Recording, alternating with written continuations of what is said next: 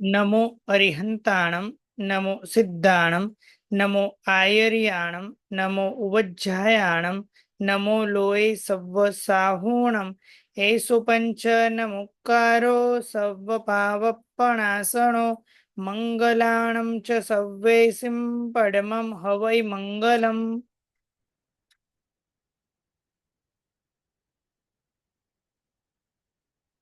आस पुरे प्रभु पास जी त्रोड़े भव पास वामा माता जनमिया अहिलंछन जास अश्वसेन सुत सुहंकरो नव हाथनी काया काशी देश वाराणसी पुण्य प्रभु आया एक सौ वर्ष नु आवखु ए पाड़ी पास कुमार पद्म कहे मुगते गया नमता सुख निर्धार।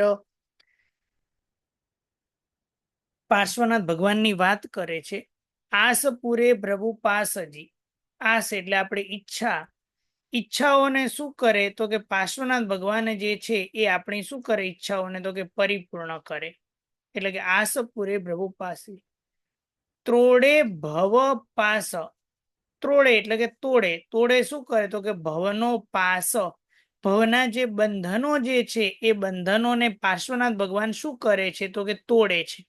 તોડે ભવ પાસ વામા માતા જન્મ્યા એટલે કે વામા માતાની કુક્ષીએ પ્રભુ જન્મેલા છે। અહી લંછન જાસ, જાસ એટલે જેમનું, અહી અહી એટલે સર્પ, સર્પ લંછન જેમનું છે। અશ્વસેન સુત સુહંકરુ એમના પિતાનું નામ છે અશ્વસેન રાજા। અશ્વસેન રાજાના સુત એટલે દીકરા, અને એ દીકરા કેવા છે તો કે સુહંકરુ સુખને કરનારા છે। નવ હાથની કાયા કે જેમની નવ હાથની કાયા છે। કાશી દેશ વાણારસી, એ વાણાસી કાશી દેશ છે, એમાં વાણારસી નામની નગરી છે, અને નગરીની અંદર પ્રભુનો ત્યાં જન્મ થયો છે। પુણ્ય પ્રભુ આયા, પુણ્યથી પ્રભુ શું છે તો કે ત્યાં આવેલા છે। 100 વર્ષનું આ ઉખુએ એટલે કે 100 વર્ષનું જેમનું આયુષ્ય છે। પાળી પાસ કુમાર એટલે કે પાર્શ્વ કુમાર જે હતા, પાર્શ્વનાથ ભગવાન જે હતા એમને 100 વર્ષનું આયુષ્ય ને પાળી પદ્મ કહે મુગતે ગયા એટલે પદ્મ વિજયજી મહારાજા કહે મુગતે એટલે કે મોક્ષમાં ગયા। નમતા સુખ નિર્ધાર, એ પ્રભુને નમતા એટલે કે પાર્શ્વનાથ ભગવાનને નમતા સુખ થાય છે એવો મને 100% નિર્ધાર છે, મને પાક્કો વિશ્વાસ છે। આ ચૈત્યવંદન ની અંદર પણ 7 બોલ બતાવેલા છે। કોણ બોલશે 7 બોલ?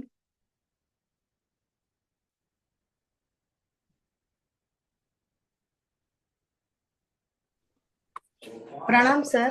પ્રણામ। प्रणाम सर। पार्श्वनाथ प्रभु, वामा माता, सर्प लंचन, अश्वसेन राजा, नव हाथनी काया, 100 વર્ષનું આયખું, અને વારાણસી દેશ ત્યાં પ્રભુ જન્મ્યા હતા। બરાબર છે। હવે આની અંદર 23 અત્યાર સુધીના 23 ભગવાનના લંછન કોણ બોલશે?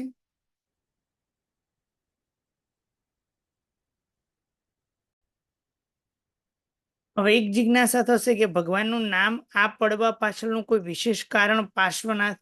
તો કે હા, એમાં નામ પડવા પાછળનું કારણ એક એવું બન્યું કે જ્યારે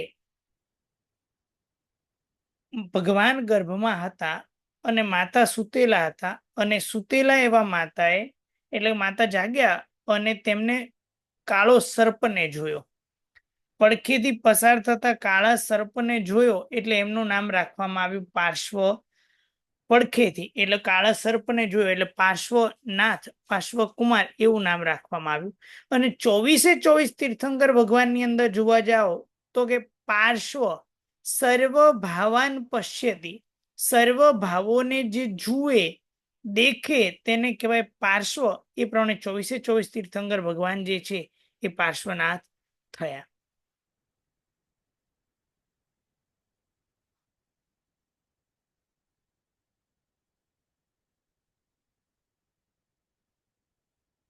હોય શ્રીપાસ જીણંદા મુખ પૂનમ ચંદા પગયુગર વિંદા સેવે 64 ઇંદા લંછન ના ગિંદા જાસ પાએ સોહંદા સેવે ગુણી વૃંદા જેહથી સુખ કંદા.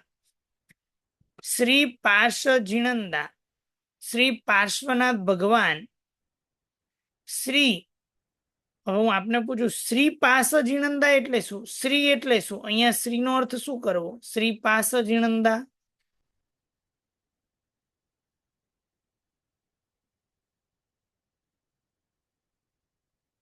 શ્રી એટલે શું?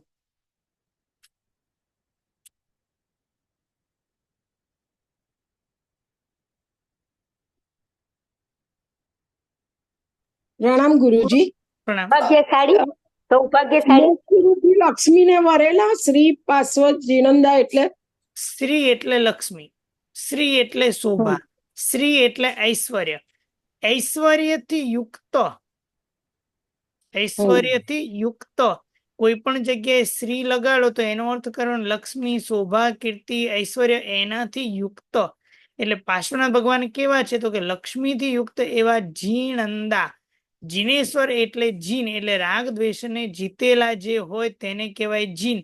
અને જીનેશ્વરોમાં પરમાત્મા કેવા છે? તો કે ઇન્દ્ર સમાન છે. જેમનું પરમાત્માનું મુખ કેવું છે? મુખ પૂનમ ચંદા. પરમાત્માનું મુખ કેવું છે? તો કે પૂર્ણિમાના ચંદ્રમાં જેવું, જે જોઈએ આપણને ગમે. પદ યુગ અરવિંદા, પ્રભુના પદ એટલે ચરણ અને યુગ એટલે બે ચરણ, અને પ્રભુના બે ચરણ રૂપી અરવિંદા એટલે કમળને સેવે 64 ઇંદા. એમને 64 ઇન્દ્ર શું કરે છે? તો કે જેમની સેવા કરે છે. ચલો, 64 પ્રકારના ઇન્દ્ર. લંછન નાગિંદા, લંછન નાગેન્દ્ર એટલે કે સર્પ જેમનું લંછન છે. જાસ પાએ સોહંદા, જેમના પગની અંદર સર્પ લંછન જે છે એ સોહંદા એટલે કે શોભે છે. સેવે ગુણી વૃંદા, એટલે કે પ્રભુની સેવા કોણ કરે? તો કે ગુણી એટલે ગુણવાન લોકો, અને વૃંદા એટલે ગુણવાન લોકોનો સમૂહ, એ જેમની સેવા કરે છે. અને આ પ્રભુની સેવા કરવા દ્વારા જેહથી સુખ કંદા, જેથી અઢળક એવું સુખ થાય. સુખનો કંદ એટલે સુખનો વૃદ્ધિ થાય, ઉપરે વૃદ્ધિ થાય અને મૂળિયા પણ જેના ઊંડા જાય એવા સુખ કંદા કોણ છે? તો કે પાર્શ્વનાથ ભગવાન છે. સેવે 64 ઇંદા, 64 ઇન્દ્રના નામ કોઈને આવડે છે? 64 ઇંદા, 64 ઇન્દ્રના નામ.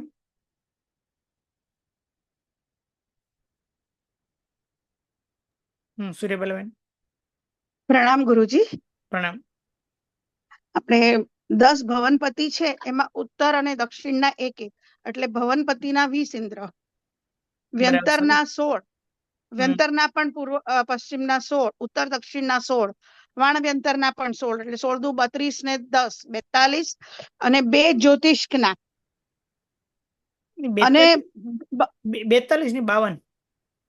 હા 52, અને 2 જ્યોતિષના, 2 જ્યોતિષના 54. અને આપણા જે 12 દેવલોક છે એમાંથી 9મા 10મા અને 11મા 12મા નો એક એક ઇન્દ્ર, એટલે ટોટલ 10 ઇન્દ્ર થશે. આ પ્રમાણે 64 ઇન્દ્ર થાય છે. સરસ. એટલે 64 ઇન્દ્ર 10 પ્રકારના દેવોની 4 નિકાય છે. એમાં 10 ભવનપતિ જે છે એના ઉત્તર અને દક્ષિણ ઇન્દ્ર જુદા જુદા છે. એટલે ઇન્દ્ર કેટલા? 10 ભવનપતિ, પણ ઇન્દ્ર કેટલા થશે? 20. વ્યંતર નિકાયની અંદર વ્યંતર અને વાણવ્યંતર એમ 2 પ્રકાર છે, અને એની અંદર પણ ઉત્તર અને દક્ષિણ 8 વ્યંતર છે અને 8 વાણવ્યંતર દેવો છે. એટલે 16, એમાં ઉત્તર દક્ષિણ એટલે 32, અને 10 ભવનપતિના 20, એટલે ટોટલ થયા 52. જ્યોતિષ્કની અંદર 5 જ્યોતિષ્ક છે, પણ ઇન્દ્ર માત્ર 2 જ પ્રકારના ગણાશે, સૂર્ય અને ચંદ્ર, એટલે થયા 54. અને 12 દેવલોક છે, એમાં 8 દેવલોક સુધી એક એક ઇન્દ્ર, 9 10 2 દેવલોક વચ્ચે એક ઇન્દ્ર, 11 અને 12 વચ્ચે પણ એક ઇન્દ્ર, એટલે કુલ એમાં 10 ઇન્દ્ર થયા. એટલે 54 ને 10 64.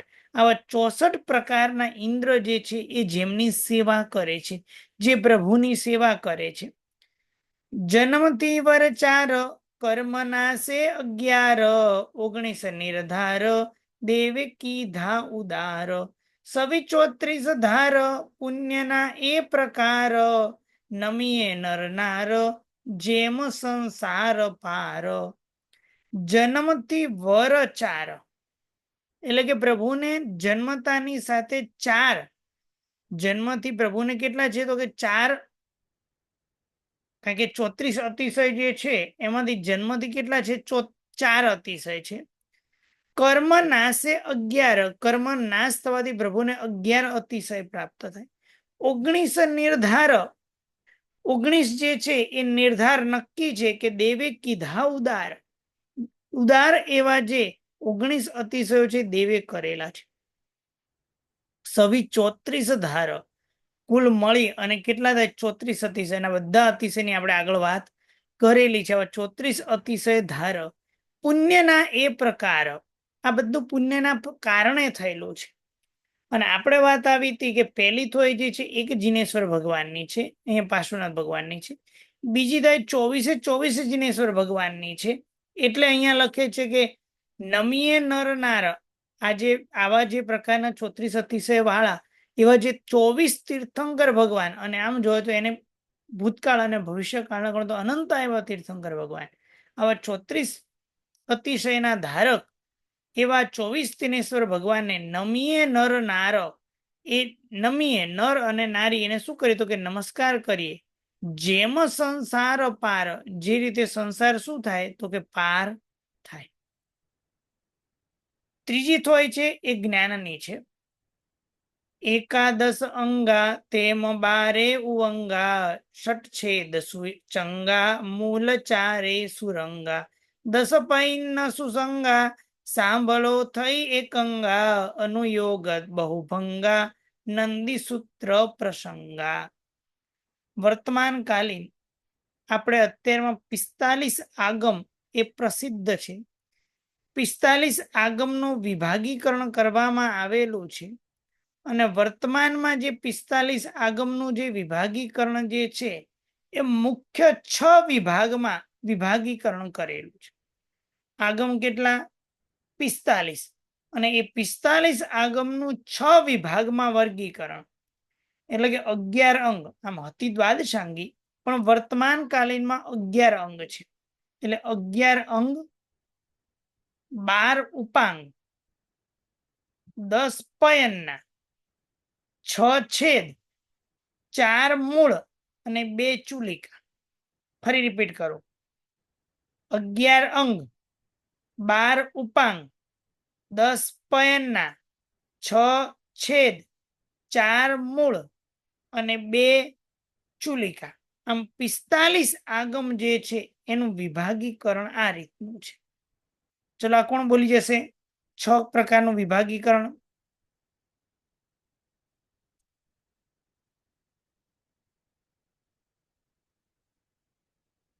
ધર્મિષ્ઠાબેન.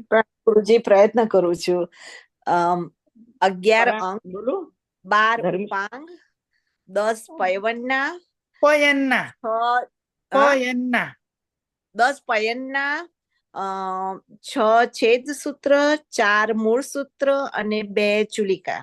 હા 2 ચુલિકા. એટલે આવી રીતે 6 વિભાગ આપણે ત્યાં છે. હવે ગુરુજી આને વ્યાખ્યા આપશો જરા પ્લીઝ? કોની? કે છેદ એટલે શું, કેવી રીતે? વિચારી.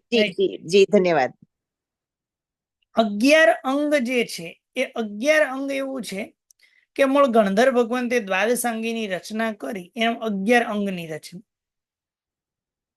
રચેલા તો 12 અંગ રચેલા, પણ એમાં શું થયું કે 12મું જે દૃષ્ટિવાદ જે હતું એ વિચ્છેદ પામ્યું. એટલે હવે આપણી પાસે રહ્યા 11.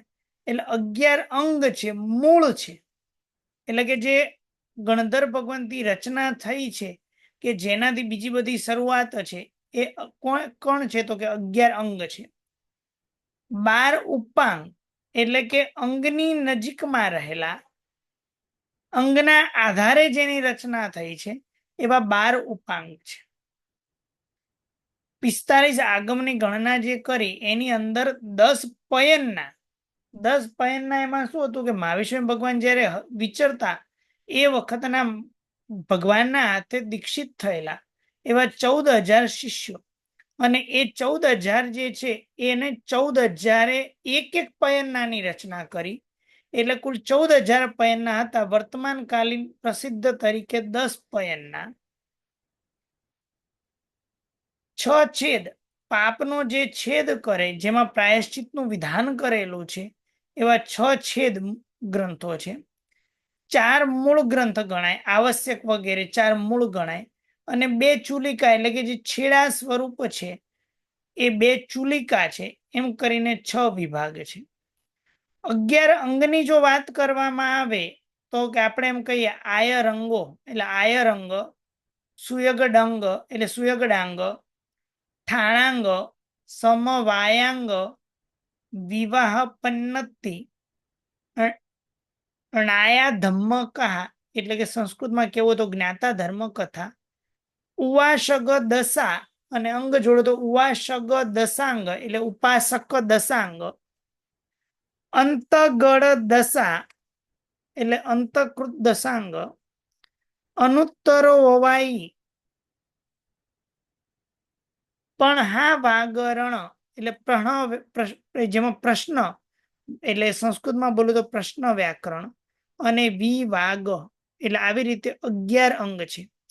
આચારાંગ, સુયગડાંગ, ઠાણાંગ, સમવાયાંગ, ભગવતી અને વિવાહ પન્નતિ એ બંને એક જ છે.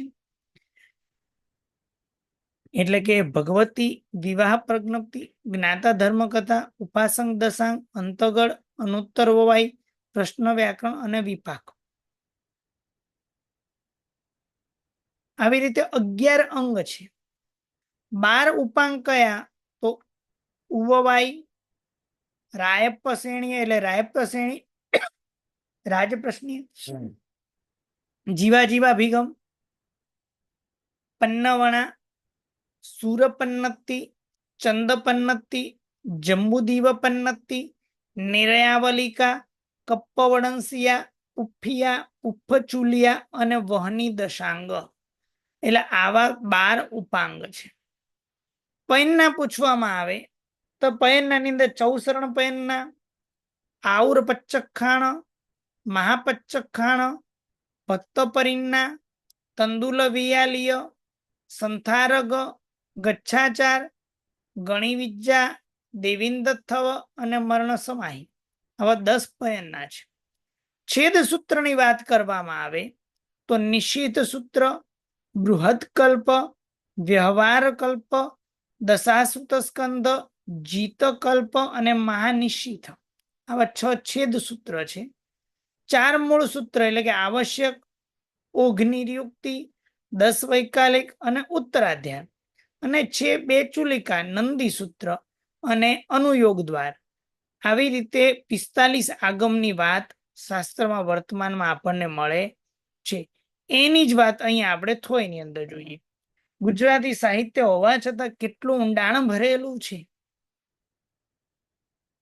એકાદશ અંગા તેમ 12 ઉવંગા, ષટ છેદ સુચંગા, મૂલ 4 સુરંગા, 10 પૈન સુસંગા, સાંભળો થઈ એકંગા, અનુયોગ બહુભંગા, નંદી સૂત્ર પ્રસંગા. એકાદશ અંગા 11 શું છે તો કે અંગ છે. તેમ 12 ઉવંગા 12 શું છે ઉપાંગ છે. જેમ 11 અંગ છે એ પ્રમાણે 12 ઉપાંગ છે. ષટ છેદ સુચંગા, સુચંગ એટલે મનોહર, એવા 6 છેદ છે. મૂલ 4 સુરંગા રંગવાળા છે. 4 કહે તો કે મૂળ સૂત્ર.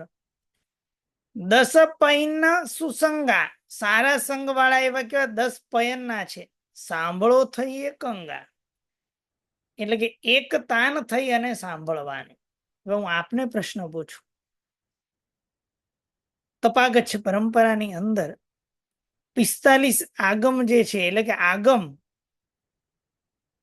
શ્રવણ કરવાના અધિકારી આપણે શ્રાવક અને શ્રાવિકા ખરા, પણ ગ્રંથ વાંચન રૂપ કરવાના એ સ્વરૂપે અધિકારી નહીં. બાકી સાંભળવાના 45 આગમ શ્રવણ કરવાના આપણે અધિકારી. એમાં કેવું કેટલું સંભળાવવું એ ગુરુ ભગવંત ઉપર નક્કી કરે, પણ સાંભળવાના અધિકારી છીએ. આપણે ડાયરેક્ટ વાંચન કરી શકતા નથી. આ ધ્યાનમાં રાખવા.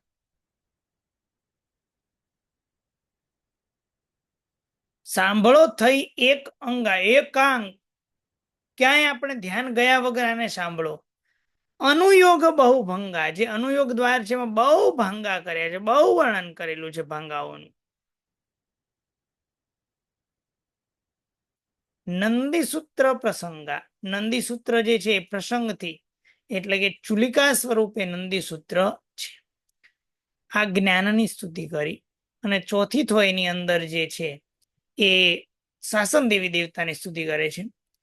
પાસે યક્ષ પાશો નિત્ય કરતો નિવાસો, 48 જાસો સહસ પરિવાર ખાસો, પ્રભુ સહુએ પ્રભુ દાસો, માંગતા મોક્ષ વાસો, કહે પદ્મ નિકાસો, વિઘ્નના વૃંદ પાસો.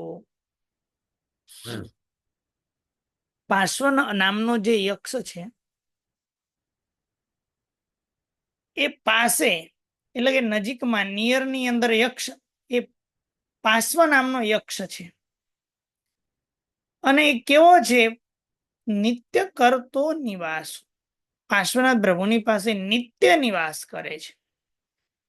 48 જાસો સહસ પરિવાર ખાસો. આ ખાલી પાર્શ્વ યક્ષને પરિવાર કેટલો? 48,000 નો જેનો પરિવાર છે, 48,000 જેનો આટલો ખાસ પરિવાર છે, ખાસો ઘણો વધારે એવો પરિવાર છે. સહુએ પ્રભુનો દાસો, કારણ કે આમાં પાર્શ્વ યક્ષ જે છે એ પ્રભુને નમતા હોય તો એના 48,000 નો પરિવાર પણ કોને નમે? પ્રભુને જ નમે. સહુએ પ્રભુનો દાસ, માંગતા મોક્ષ વાસો. શું માંગે છે? તો કે મોક્ષ વાસ જે છે પ્રભુ પાસે માંગે છે. પદ્મ કહે પદ્મ નિકાસો, પદ્મ વિજયજી મહારાજે કે પ્રભુ એક કામ કરો. પદ્મ કહે કે આ શું છે? તો કે પાર્શ્વ નામનો યક્ષ જે છે એ શું કરે છે?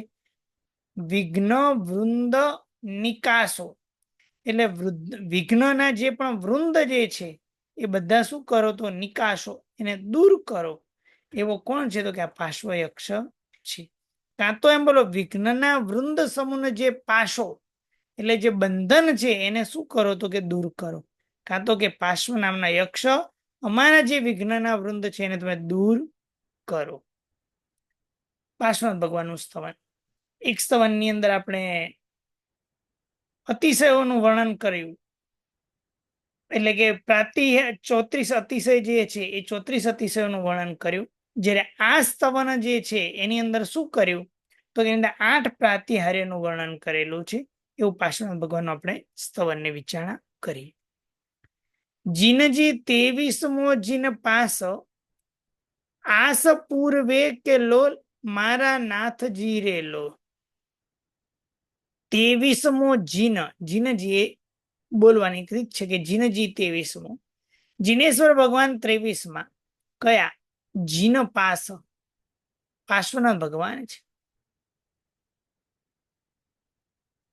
આસ મુજ પૂર્વે રેલો, મારી આસ, મારી જે ઈચ્છા છે એને શું કરે છે? કે પૂરી કરે છે. ઇહ ભવ પર ભવ દુઃખ દોહગ સવિચૂર વેરેલો, એટલે કે આ ભવ અને પરભવના દુઃખ, દોહગ દારિદ્ર્ય, દુર્ભાગ્ય એ સવી ચૂરવે નાશ કરે, ચૂર્ણ કરે, તોડી નાખે. હવે આ પ્રમાણે પાર્શ્વનાથ ભગવાનનું કીધું. અને હવે પાર્શ્વનાથ ભગવાન 8 પ્રાતિહાર્યથી યુક્ત છે એનું વર્ણન કરે છે. 8 પ્રાતિહાર્ય શું જગમાં તું જયો રેલો. 8 પ્રાતિહાર્યથી યુક્ત પરમાત્મા તમે જગમાં જયો, જય વાળા છો તમે. તારા વૃક્ષ અશોકથી શોક દૂરે ગયો રેલો.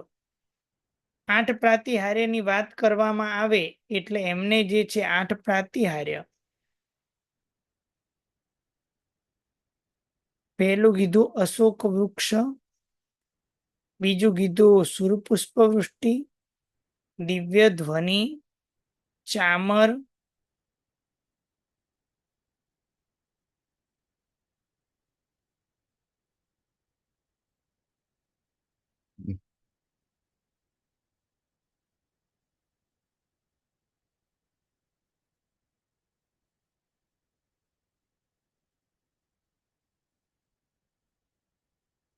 ચામર, સિંહાસન, ભામંડળ, દેવદુંદુભી અને છત્ર. આવી રીતે 8 પ્રકારના જે પ્રાતિહાર્ય છે, જે પ્રભુની સાથે ને સાથે રહે એવા 8 પ્રાતિહાર્યનું અહીંયા આ જગ્યાએ એનું વર્ણન કરેલું છે.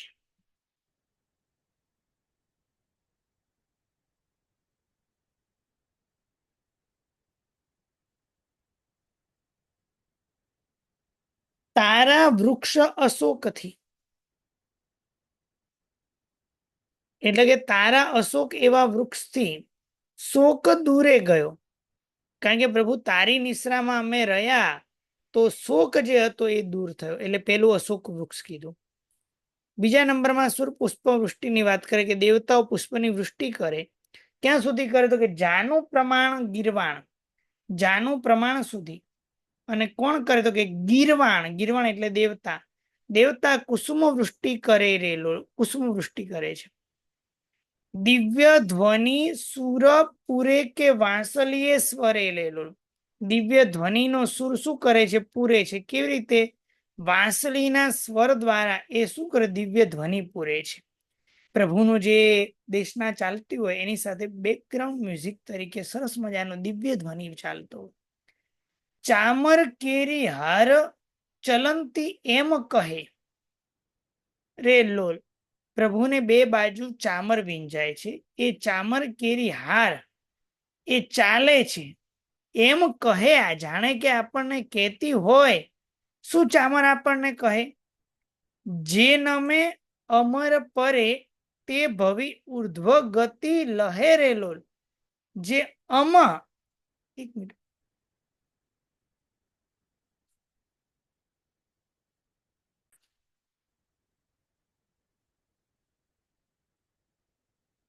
જે નમે પરે, અમારી જેમ જે નમે તે ભવી ઉર્ધ્વ ગતિ લહેરે. એટલે કે જે ભવ્ય જીવ શું કરે? ચામર નીચેથી આમ ઉપર વીંચાય. જે નમશે પ્રભુને એ ચામર જેમ ઉર્ધ્વમાં જાય એની એમની ઉર્ધ્વ ગતિ થશે એવું ચામર સૂચવે છે. એટલે પેલું અશોક વૃક્ષ, બીજું સુરપુષ્પવૃષ્ટિ, ત્રીજું દિવ્ય ધ્વનિ, ચોથું ચામર. 5મું પાદપીઠ સિંહાસન. સિંહાસન તો ખરું પણ પગ મૂકી શકાય એવું પાદપીઠ સહિતનું સિંહાસન. વ્યંતર વિરચીએ રે, એટલે કે વ્યંતર દેવ આવા પાદપીઠ સંયુક્ત સિંહાસનની રચના કરે છે સમાવસ્ત્રામાં. ત્યાં બેસી જીનરાજ ભવિક દેશ ના દિયે રેલો, ત્યાં બેસી જીનરાજ ભવ્ય જીવો છે એને શું કરે છે? દેશના આપે છે. ભામંડળ જીનજી ભામંડળ શિર પૂઠે સૂર્ય પરે તપે રેલો, એટલે કે ભામંડળ પ્રભુની પાછળ, પ્રભુના શિર પૂઠે, પૂઠે એટલે પાછળ, સૂર્ય પરે સૂર્યની જેમ તપે એટલે ત્યાં તપે છે, શોભી રહ્યું છે. જીનજી નિરખી હરખે જેહ તેહના પાતક ખપેરેલ, એટલે પ્રભુને નિરખી હરખે આનંદિત થાય જે પ્રભુને, આ પ્રભુના અતિશયો, પ્રભુની આ પ્રત્યાહાર જોઈ અને જે જીનેશ્વર પરમાત્માને જોઈ જે હરખે તેના પાતક ખપેરેલો, તેના પાતક એટલે પાપ, પાપ ખપે એટલે નાશ પામે છે. દેવદુંદુભીનો નાદ ગંભીર ગાજે ઘણો રેલો, દેવદુંદુભી જે છે એનો નાદ ગંભીર એવો નાદ ગાજે છે ચારે. જીનજી 3 છત્ર કહે કે ત્રિભુવનપતિ પણો રેલો, પ્રભુને 3 છત્ર છે. જાણે કે એમ ન કહેતા હોય કે ભગવાન આપ 3 ભુવનના પતિ છો, સ્વામી છો, એવું જાણે જણાવતું ન હોય. જીનજી એ ઠકુરાઈ તુજને કે બીજે નવી ઘટે રેલો, પ્રભુ આજે ઠકુરાઈ, આજે શોભા ઠાઠ એ પ્રભુ તુજ તને જ, બીજે નવી ઘટે હો, અને બીજે ક્યાંય ઘટે એમ નથી. કારણ કે બીજા તો દેવ કેવા છે? રાગી અને દ્વેષી છે. અને રાગી અને દ્વેષી એવા દેવ તે ભવમાં અટે રહેલો, એ તો શું કરે? ભવમાં રખડે છે. જ્યારે પ્રભુ આપ કેવા છો તો કે પૂજક નિંદક દોય કે તારે સમપણે રે. પ્રભુ તારી કોઈ પૂજા કરતું હોય કે તારી કોઈ નિંદા કરે, તારે તો બંને કેવા છે? સમપણે, બંને સરખાપણે છે. જીનજી કમઠ ધરણપતિ ઉપર સમચિત્ત ગણે રેલો. પરમાત્મા આપ તો કેવા છો? એક કમઠ હોય કે ધર્ણેન્દ્ર હોય. કારણ કે કમઠે શું કર્યું હતું? પ્રભુને ઉપસર્ગ કર્યો હતો. કમઠ જે મરીને દેવ થયો મેઘમાળી, એ પ્રભુને ઉપસર્ગ કરે છે. અને એ વખતે જે નાગ હતો એ મરીને ધર્ણેન્દ્ર દેવ થયો છે. એ પ્રભુની રક્ષા કરે છે. બંને પ્રત્યે પ્રભુ કેવા છે? સમભાવ વાળા છે. એટલા માટે અહીંયા લખે છે પૂજક નિંદક દોય, પૂજન હોય કે નિંદક હોય, તારે તો સમપણે છે. એ પછી કમઠ હોય કે ધર્ણેન્દ્ર હોય, ઉપર સમચિત્ત, બંને ઉપર સરખા ચિત્ત વાળા પરમાત્મા આપ ગણો. આપ બંને કેવા છો? સમચિત્ત વાળા, બંનેને સરખા ગણો છો.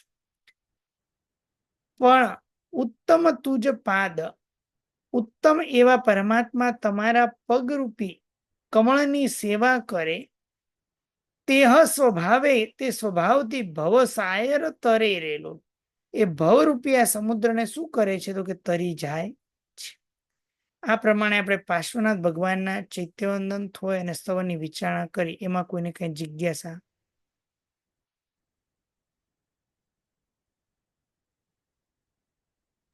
ધર્મિષ્ઠભાઈ. પ્રણામ ગુરુજી. ગુરુજી, મારે બે સવાલ છે.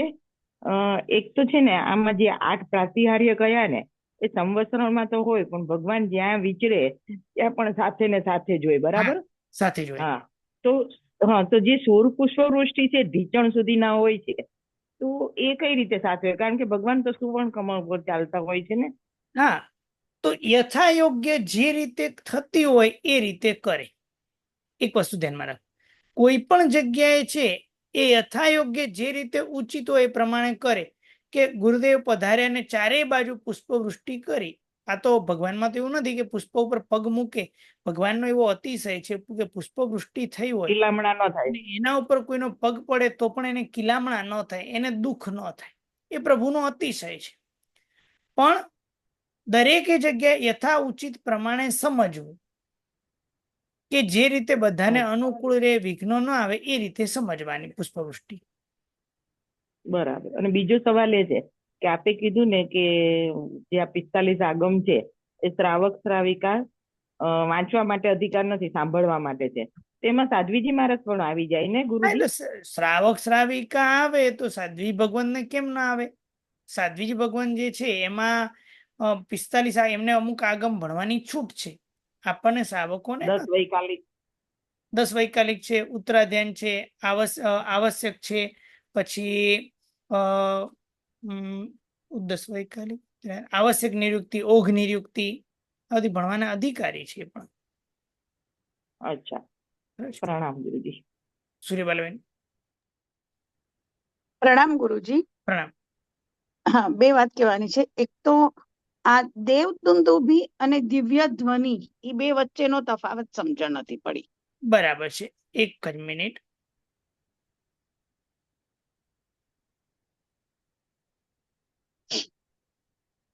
હવે એક જે છે દેવદુંદુભી ગંભીરપણે ગાજે, એટલે કે દેવદુંદુભી જે છે ગંભીરપણે ગાજે છે, એમ કહું તો ચાલે. આપણી ભાષામાં દેવદુંદુભી છે ને એ માર્કેટિંગ વાળું છે. સૂર્યપાલ, એ પ્રભુ જયારે પધારે ત્યારે ચારે બાજુ દેવદુંદુભી વગાડે કે પ્રભુ 3 લોકના નાથ, દેવાથી દેવ, મોક્ષના સથવારા તુલ્ય પ્રભુ પધારે છે, બધા દેશના સાંભળવા માટે આવો. એટલે આ માર્કેટિંગ કરવા વાળું છે. બરોબર. અને જ્યારે પ્રભુ દેશના આપે છે તો એ દેશના ને ઓર વિશેષ, પ્રભુની શબ્દો તો મધુરા જ હોય, ઓર વિશેષ મધુરતા પૂરે. એ કયું તો કે દિવ્ય ધ્વનિ છે, બેકગ્રાઉન્ડ મ્યુઝિક છે. હા, બરોબર ગુરુજી, ખ્યાલ આવ્યો. અને બીજી વાત એવું કહેવાનું હતું કે મેં ક્યાંક વાંચ્યું હતું કે સંવત્સરણમાં પ્રભુજી હોય ને ત્યારે 8 પ્રાતિહાર્ય હોય અને પ્રભુ જ્યારે વિચરતા હોય ત્યારે 5 હોય. હવે વિચારણા એ કરવાની, એમાં જવાબ નહોતો કે કયા 3 ના હોય, પણ આ એનો પ્રશ્નનો એક જગ્યાએ મેં આ જવાબ વાંચેલો. મેં એવું હું સાંભળ્યું પણ ત્યારની લખી રાખ્યું હતું મેં કે આ 5 કયા હશે તો 3 કયા નહીં હોય. પછી મારી રીતે મારી બુદ્ધિથી વિચાર્યું કે આ હોય કે આ ના હોય એમ. એટલે પછી દાખલા કે ન હોય એનો અર્થ શું હોય? ખરા દાખલા દેવદુંદુભી કઈ વગાડ વગાડ ન કરવાની હોય.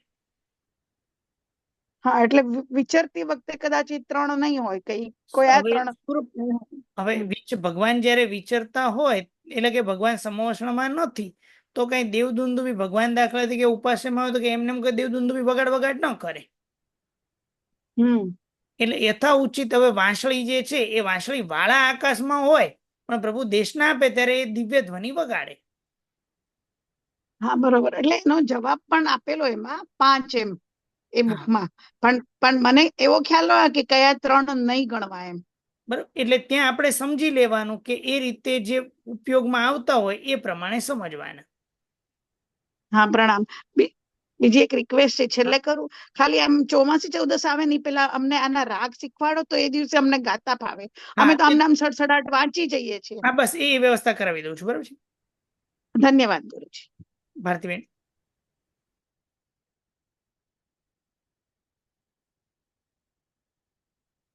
સર, મારે પૂછવાનું કે આપણે જે 45 આગમ તમે હમણાં જે નામ બોલ્યા એ આપણે કર્મગ્રંથ 1માં આવે છે ને બુકમાં? ના, કર્મગંધ આપણે જે એક ભણેલા છે એ પુસ્તકમાં 45 આગમના નામ લખેલા નથી. તો મેં ક્યાંક વાંચે છે, કર્મગ્રંથની બુકમાં વાંચ્યા છે, હવે ક્યાં આવે છે મને ખ્યાલ ના, નથી. આપણા કર્મગંધની બુકમાં નથી કરાવેલું. નથી કરાવેલ? ના. ઓકે, પારુલબેન. મને એવો આઈડિયા. ના ના, નથી કરાવેલું. પારુલબેન. પ્રણામ સર. સર, આપણે જે કલ્પવૃક્ષ અરે અશોકવૃક્ષ. કલ્પસૂત્ર સાંભળ્યું હતું, એની ચોપડી આપણા ઘેર હોય છે તો એ રાખી શકીએ? કઈ કહો છો? કલ્પસૂત્રની ચોપડી આપણી પાસે હોય છે તો એ આવા 11 અંગમાંથી તેમાં છે 10-41 માંથી હોય છે તો? ના ના ના, નથી. કલ્પસૂત્ર જે છે એ પૂર્વમાંથી ઉદ્ધૃત કરેલું છે, આ આગમમાંથી ઉદ્ધૃત કરેલું છે એવી વાત નથી. કલ્પસૂત્ર એ ઉત્કૃષ્ટ ગ્રંથ છે, પર્યુષણા પર્વની અંદર વંચાય છે. 45 આગમમાં એનું નામ નથી. બરાબર છે પારુલબેન? પ્રણામ ગુરુજી. 2 સવાલ છે. એક તો પયન્ના નો અર્થ શું થાય ગુરુજી? પયન્નાનો સંસ્કૃત શબ્દ છે પ્રકીર્ણક, એક પ્રકરણ. પ્રકરણ એવી રીતે, હા. જુદી અને રીતે તદ્દન વિભિન્ન. કારણ કે ઉપાંગ જે છે એ અંગના આધારે છે અને જયારે પ્રકીર્ણક એ છૂટું છવાયું છે. હા, તો એ જ મારો બીજો ક્વેશ્ચન છે કે આમ મૂળ તો જે 12 અંક ગણધર ભગવાન રચિત છે એ, અને બીજું બધું એના ઉપરથી જ રચાયેલું એમ સમજવાનું ને ગુરુજી? હવે રચાય તો બધું એના ઉપર, પણ આને આખી અલગ તદ્દન નવી જુદી રચના છે. એટલે એનો બેઝ અંગ નથી એવું સમજવાનું તો પછી? અંગને અનુસરતું હોય પણ અંગના આધારે નથી. બરાબર બરાબર. અને એ આપણે 14 પૂર્વધર્યુની રચના કહેવાય એવું કશું કઈ ખરું ગુરુજી? કે 14 પૂર્વધારી જે હોય ને એ 14 પૂર્વ જે છે ને એ 12મા અંગની અંદર આવે. 14 પૂર્વધર હોય એ શું કરે કે પેલા અંગ વગેરે ભણે અને 12મું અંગ જે છે એની અંદર 14 પૂર્વ આવે છે. 12મા અંગની અંદર 5 વિભાગ છે: સૂત્ર, પરિકર્મ સૂત્ર, પૂર્વાનુયોગ, પૂર્વગત અને ચુલિકા. આવા 5 વિભાગ છે અને એમાં એક વિભાગ જે છે પૂર્વગત, એની અંદર 14 પૂર્વ આવે છે. એટલે આ પૈવણના રચના છે એ તો પૂર્વના મહાત્મા સમજવાના આપણે. પયન્નાના રચયિતા મહાવીર ભગવાનના 14,000 જે શિષ્ય ગણાય એ દરેકે દરેક શિષ્ય એક એક પયન્નાની રચના કરે. અને મૂળ સૂત્ર જે છે ગુરુજી, છેદ સૂત્રમાં આપે કહ્યું કે બધું જે છેદ કરવાનું હોય એનું સમજાયેલું છે, તો મૂળ સૂત્રને કેમ મૂળ કેમ, એટલે મૂળ કેમ કીધા છે એને? મુખ્ય રૂપે છે કારણ કે એની અંદર આવશ્યકોનું વર્ણન છે. 6 આવશ્યક એ મૂળ છે. હા હા. અને ચુલિકાનો અર્થ આપણે જેમ આગળ પહેલા કહ્યું હતું ને કે છેડો, છેલ્લે બે જે છે છેલ્લે છેડા સ્વરૂપે. જી, ખૂબ ખૂબ આભાર ગુરુજી. પ્રણામ. પ્રીતિબેન. પ્રણામ ગુરુજી. પ્રણામ. આપે જણાવ્યું ને કે મહાવીર સ્વામી ભગવાનના 14,000 શિષ્યોએ એક એક પયનની રચના કરી, તો અત્યારે આપણે 10 ગણીએ છીએ તો બાકીની બધા પયનના સૂત્ર લુપ્ત થઈ ગયા છે. કેટલાક છે પણ ઘણા ખરા લુપ્ત થઈ ગયેલા છે. 10 પયના ને આપણે સંગ્રહ રૂપે 45 આગમમાં 10 ગણ્યા છે, પણ ઘણા એટલે એમ કહે આપણી પાસે બચ્યા જ નથી. અચ્છા, અને એ 14,000 શિષ્યોએ ખાલી પયનની જ રચના કરી હતી. જે 14,000 રચના કરે એને પયનના કહેવાય. જે છૂટા છવાય એનાથી બીજી કોઈ રચના કરી હોય તો એ આપણે પાસે અત્યારમાં છે નહીં. એટલે એ લોકોએ અંગ ઉપાંગ એવું કશું ના રચના કરી હોય ને? ના, અંગની રચના તો કોણ કરે? અંગની રચના ગણધર ભગવંત જ કરે. ગણધર ભગવંતો. અને ઉપાંગ અત્યારમાં ગણધર ભગવંત ના ગણાય છે. અચ્છા અચ્છા અચ્છા, ભલે. આભાર ગુરુજી. પ્રણામ ગુરુજી. પ્રણામ. આપણે જે આ 20 સ્થાનકમાં આવે છે ને અભિનવ પદમાં, આપણે આ 45 આગમના વંદન કરવાના, એ આવી રીતના જ આપણે વિચારણા કરવાની. આપણે વંદન આચાર્યને સૂત્ર નમઃ, પછી એવું રીતના આવે ને સૂર્યંગળુ સૂત્રાય નમઃ, એવી રીતના આપણે ખમાસણ લઈએ છીએ, તો વિચારણા આવી રીતે જ કરવાની. હા, તો આ જ રીતે 45 આગમ છે તો 45 આગમ હોય તો આ રીતે આપણે વિચારણા કરી શકાય. એટલે આ છે ને મને કહેતા સમજ નથી પડતી. આપે કીધું કે વિશ્વ સ્થાનક અને વિશ્વ સ્થાનકની અંદર જે અભિનવ જ્ઞાન પદ જે છે અને એની અંદર 45 આગમ જે છે, એની અંદર જે 45 જે છે ગુણ એ કયા ગણવાના? તો કે શ્રી આચારંગ સૂત્ર, સૂત્ર કૃતાંગ સૂત્ર શ્રુત જ્ઞાનાય નમઃ, શ્રી સ્થાનાંગ સૂત્ર શ્રુત જ્ઞાનાય નમઃ, આવી રીતે કરી અને ત્યાં 45 અંદર ગણેલા છે 51 ની અંતર્ગત. તે આજ લેવાના. બરાબર છે. ગોળ કાઢેલો છે જૈન. રક્ષાબેન પ્રણામ. સોરી સર, પ્રણામ. બોલું સર? સર, એક તો મને છે ને અંગનો ડેફિનેશન કહો, અને બીજું કે સર તમે કીધું કે અંગની રચના ગણધર ભગવંત કરે, તો એક તીર્થંકરના તો કેટલા બધા ગણધર હોય? તો એટલી જેટલા ગણધર ભગવંત હોય એ દરેકની દ્વાદશાંગી જુદી જુદી હોય. એ શું કીધું સર તમે? દરેકે દરેક તીર્થંકર ભગવાનના જેટલા ગણધર ભગવાન એટલી દ્વાદશાંગી જુદી જુદી સમજવાની.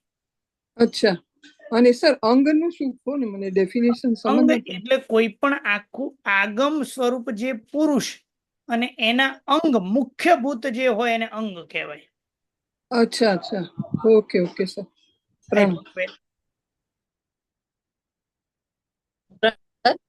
પ્રણામ. સર, પયનના એટલે સૂત્રની રચના કરે. પયનના એટલે પ્રકીર્ણક, છૂટા છવાયું જે ગ્રંથ, છૂટો અલગ એવો જે ગ્રંથ એને શું કે પ્રયનના, પયનના પ્રકીર્ણક. અને સર છેડો એટલે ચુલિકા, એટલે છેડો એટલે એમાં શું આવે? એટલે અંતે આવેલ હોય, અંતે રહેલ છે ને ચુલિકા કહેવાય. અચ્છા જી સર, પ્રણામ. ધર્મિષ્ઠાબેન. પ્રણામ ગુરુજી. ગુરુજી, આપે કહ્યું ને અત્યારે ગણધર ભગવંતો બધાય દાસાંગની રચના અલગ અલગ કરે, સૂત્રથી અલગ અલગ થાય પણ અર્થથી એક જ હોય, એવું ને ગુરુજી? અર્થથી તો એક જ રહેશે, અર્થથી તો એક જ રહે. સૂત્રથી બધાની જુદી જુદી હોય, પણ છેલ્લે વર્તમાનકાલીન અત્યાર દ્વાદશાંગી કોની કહેવાય? તો બધી સુધર્મા સ્વામીની ગણાય. બરાબર છે? બરાબર. જીન આજ્ઞા વિરુદ્ધ કાંઈ પણ બોલાઈ ગયું તો મિચ્છામિ દુક્કડમ. સર્વ મંગલ માંગલ્યમ સર્વ કલ્યાણ કારણમ પ્રધાનમ સર્વ ધર્માણમ જૈનમ જયતિ શાસનમ.